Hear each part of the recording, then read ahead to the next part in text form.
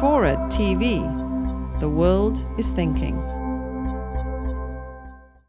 The strategy that Treasury and State Department ultimately came up with was focused on conduct.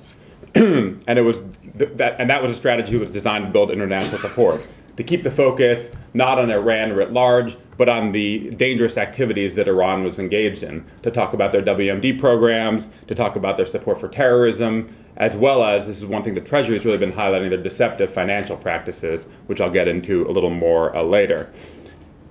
This Treasury strategy then had two separate components. One was using what are called targeted financial measures, which I'll define shortly, to blacklist individual Iranian entities that were involved in this type of nefarious activity that I mentioned, support for terrorism, WMD programs, etc. The second aspect of the Treasury strategy was outreach to non-U.S. financial institutions to leverage what they're calling market forces against Iran, to try to convince them that it's bad business, it's risky business, and bad from a reputational risk perspective to be doing business with Iran.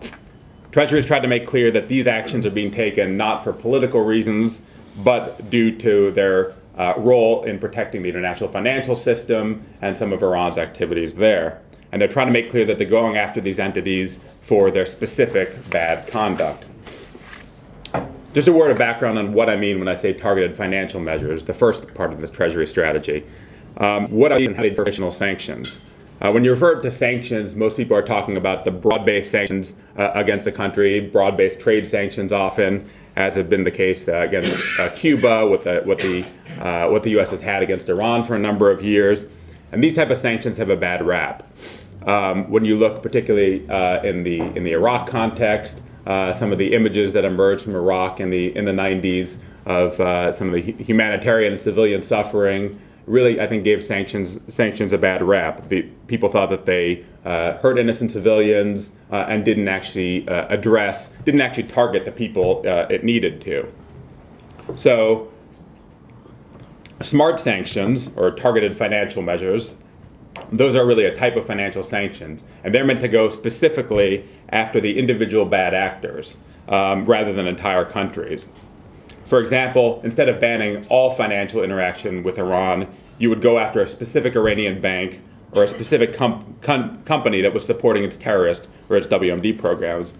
I think from the U.S. perspective, it's a much easier sell to foreign audiences when you make the case that it's narrow, more tailored, and focused on conduct. Even though when you look at these targeted financial measures that the Treasury Department has been employing, they're really considered unilateral. So in other words, they only technically affect U.S. companies, entities under U.S. jurisdiction. But the reality is that the U.S. unilateral sanctions have a much broader impact than they would seem on their face. As the director of Treasury's Office of Foreign Asset Control said, our unilateral sanctions are anything but. And there's a few reasons for this.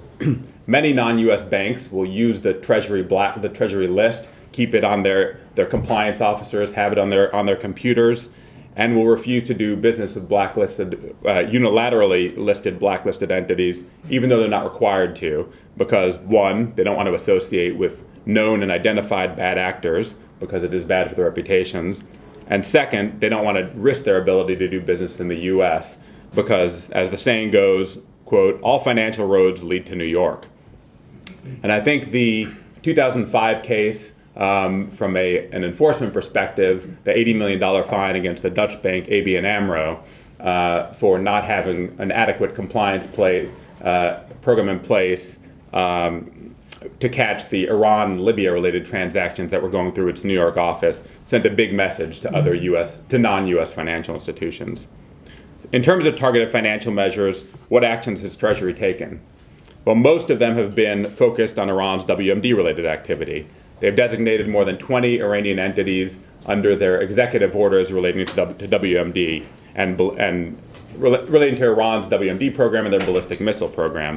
These have included, probably the most highly publicized was Bank SEPA, which is Iran's 5th largest state-owned bank, which is providing financial services to entities involved in Iran's ballistic missile program.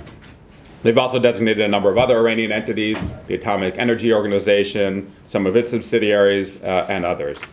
I think going after Iran with these targeted financial measures, primarily for WMD activities, is a strategy that makes sense.